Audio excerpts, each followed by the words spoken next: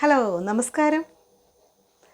പണ്ടൊക്കെ നമ്മളെ പരീക്ഷ എഴുതുമ്പോൾ ഒരു വർഷം തോറ്റു പോയിട്ടുണ്ടെങ്കിൽ എന്താ സംഭവിക്കുക? അതേ ക്ലാസ്സിലിരിക്കണം, ഒരു വർഷം പിന്നെയും പഠിക്കണം. പിന്നത്തെ വർഷം പിന്നെയും തോറ്റിട്ടുണ്ടെങ്കിൽ അവിടെ തന്നെ ഇരിക്കണം.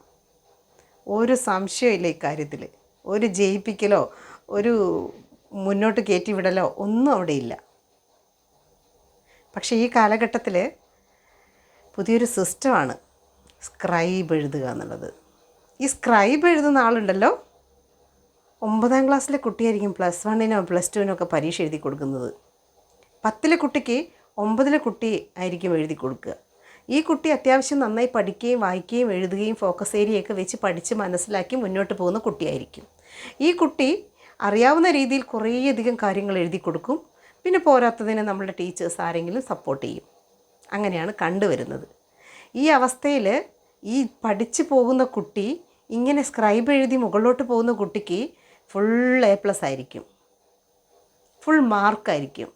അതേസമയം അവൻ്റെ ക്ലാസ്സിൽ തന്നെ ഇരിക്കുന്ന ഒരു കുട്ടി അവൻ്റെ ഒപ്പം അവൻ്റെ ക്ലാസ്സിലിരുന്ന് കാര്യങ്ങൾ പഠിക്കുകയും നോട്ട്സ് കംപ്ലീറ്റ് ചെയ്യുകയും ആൻസർ ചെയ്യുകയും ഓരോ ക്വസ്റ്റ്യനും ആൻസറിനും നല്ല മാർക്കുകൾ വാങ്ങുകയും ചെയ്യുന്ന ഒരു കുട്ടിക്ക് കിട്ടുന്ന മാർക്കെന്ന് പറയുന്നത് ഈ കുട്ടിയെക്കാളും വളരെ വളരെ താഴെയായിരിക്കും. ഈ കിട്ടുന്ന മാർക്കിനെ അഡ്മിഷനെ നന്നായിട്ട് ബാധിക്കും. അഡ്മിഷൻ കിട്ടുമ്പം ഈ കഠിനാധ്വാനം ചെയ്ത ഒരു കുട്ടിക്ക് മാർക്കുണ്ടാവില്ല.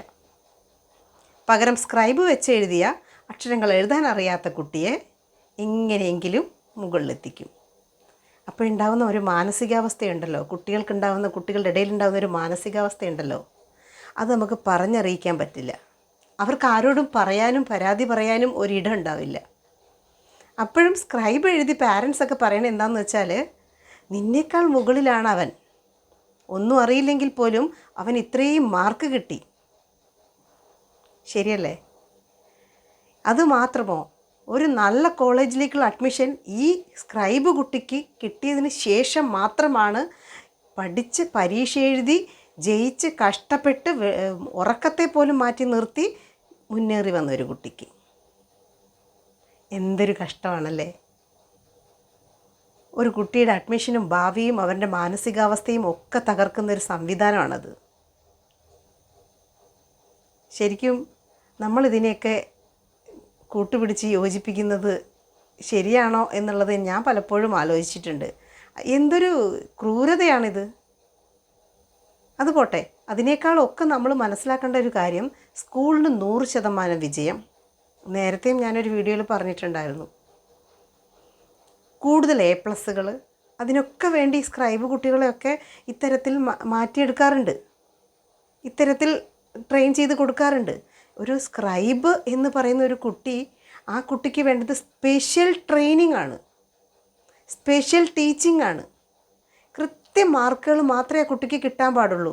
അതിനെയൊക്കെ തരണം ചെയ്തിട്ടാണ് ഈ തരത്തിൽ ഫുൾ മാർക്ക് കിട്ടുന്ന ഒരു കുട്ടിയായി മാറി സാധാരണ നല്ല രീതിയിൽ ഉറക്കത്തെയൊക്കെ മാറ്റി നിർത്തി പഠിച്ച് ഹാർഡ് വർക്ക് ചെയ്ത് എത്തുന്ന കുട്ടിയെ പിന്തള്ളി ഇയാൾ മുന്നിൽ എത്തിപ്പോകുന്നത്. ഞാൻ കുറേ നാളായി ഇതൊന്ന് പറയണം എന്ന് ആഗ്രഹിക്കുന്നു.